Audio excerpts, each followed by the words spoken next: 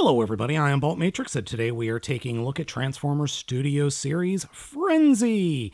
And Frenzy is red. Frenzy comes with this lovely backdrop from the scene in the movie where Soundwave is requesting that all of his tapes jam transmission. Yes, that was such a good scene. The little core class bot we have here is absolutely fantastic. The coloring is perfect. The paint is perfect. Oh, I love it so much. They nailed everything about him, except the weapons. Like Rumble, his weapons are not the right color. Both figures' weapons are the really bland off-white nylon plastic that we've been getting over the past few years. It's not the biggest deal in the world. I can just paint them myself. Silver. Yes, I will paint them silver. I can't even begin to tell you how happy I am to have these two idiots in the Legacy line. Are they the best figures in the world? No, they aren't, but they make me happy, and that's what's important. The paint jobs are exactly the way I remember them being in the show, and that's all I ever wanted. The only decent versions of these figures we've ever gotten from Hasbro directly and Takara are the Masterpiece figures, and those are fine. Those are 100% fine. But these are a hell of a lot cheaper, and they're just fun. But they are lacking a bit in terms of posability. Head is on a ball joint and can look side to side and can look up and down. Shoulders are on ball joints. There are hinges inside the shoulders as well that are really stiff. Arms don't have any more posability. Fists don't articulate. No hip articulation. Legs are pinned and can kick forward and back and in and way out. And then the knees are ball jointed, and then the toes are just hinged for the transformation. Both figures come with their own accessories that shake and quake, we'll say. Yes, both figures come with their impact hammers. To transform for the impact hammers, take the arm, put it straight out, fold up the fist like that, and then turn the arm 90 degrees so that the top of the arm is facing forward, and then just slide the hammer into place. And do that on both sides. And yes, we have the hammers. Oh, I'm so happy to have the hammers. It makes the figures complete in my eyes. Oh, I love it so much. Yeah, they're goofy. They're stupid.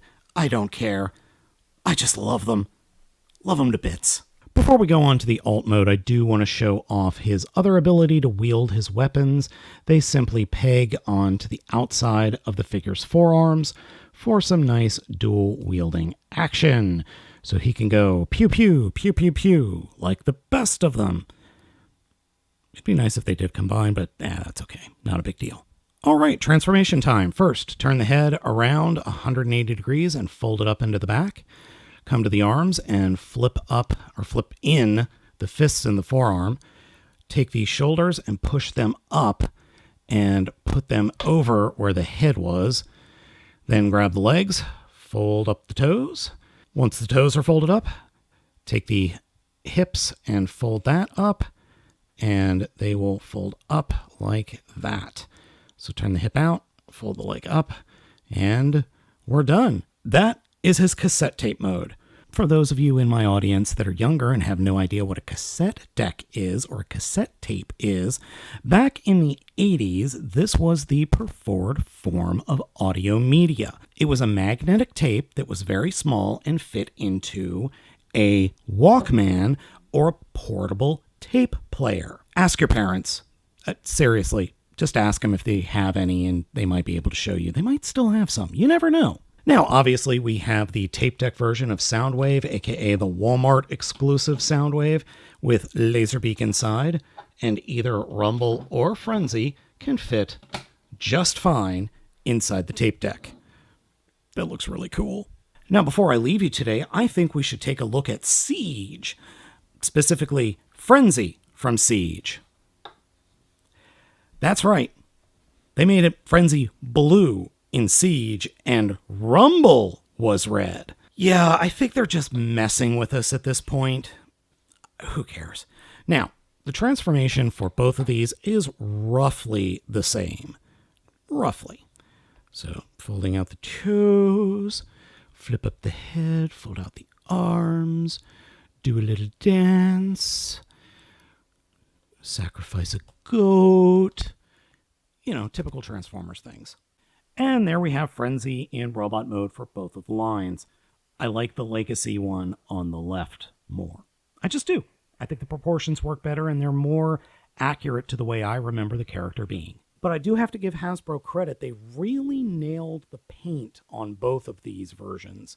So Rumble of Siege and Frenzy in the Legacy line, I mean, they're painted the exact same, at least to my eye. The only minor difference is the shade of gold on the chest. Rumble's gold is darker than Frenzy's. That's it. I still like the Legacy version better. Both of these bots are totally worth having in your collection, especially if you grew up with G1.